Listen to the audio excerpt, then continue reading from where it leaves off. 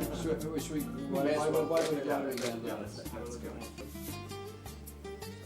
Digital radio. Digital radio, on live radio with me. Yeah. Yes, we have other. Broadcast. Yes, yes.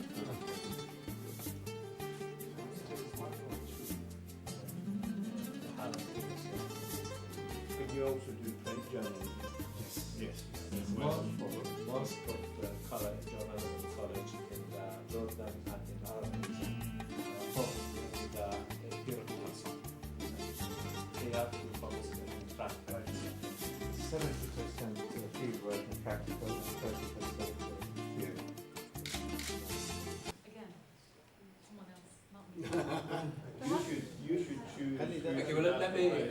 Well then, why don't I just? No, I was just going to say maybe you can tell us a little bit more about your, the reason you're here and what you've been doing so far. So I'm the chairman of the all-party group. I got elected the chairman about a year ago. I have a long-standing interest in the Middle East. Part of that would have started is that I was a soldier, was my first career.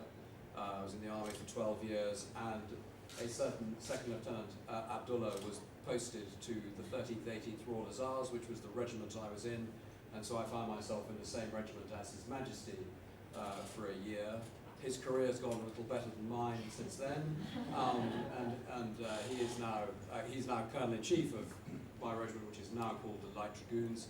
But partly because I have a long-standing interest in the region, but obviously I have a personal connection, and I've now found myself in the British Parliament. That once I ceased being a minister, I thought it was appropriate to seek the chairmanship of this group, which and then.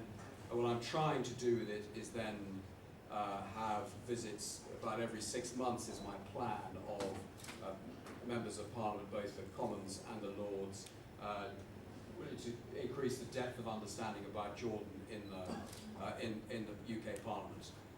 You're already held in some affection in the UK, but the amount of knowledge there is about Jordan will be variable amongst members. We're covered completely. Whether they cover us to our satisfaction or not is quite another matter. There is, in fact, a dedicated BBC channel called BBC Parliament. So it covers everything that happens in the Chamber of the House of Commons and some of what happens in the House of Lords right through the day. And there is also online broadcasting. There's an online station called Parliament Live, where you can not only watch what's happening in the chambers of the Houses of Parliament, but also what's happening in committees, which frequently is actually more interesting than what is happening in the chamber, because this is where they call witnesses and give them good grilling. So it's covered wall to wall. But I was, until a few months ago, a member of the British Cabinet. I was Secretary of State for Wales. And I have a long-standing interest in the Middle East too, so I was invited by Mr. Blunt to come on this visit, and I was delighted to do so. So I'm looking forward to your questions. Colleagues are from the majority parties in the British Parliament and from the minority Labour Party. I represent a seat in London, although those of you who may have been to the United Kingdom before may recognise Scottish accent. I originally come from Scotland. The reason I'm here is partly as a member of the all-party group, but I also chair an organisation called the Council for the Advancement of Arab-British Understanding, CABU for short, which tries to inform the British public about Arab issues from a sympathetic Arab perspective. Okay. Thank you very much. Very, very good.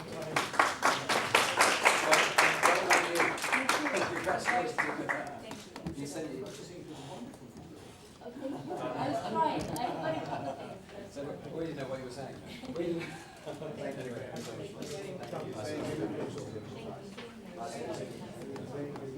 Right, so if you need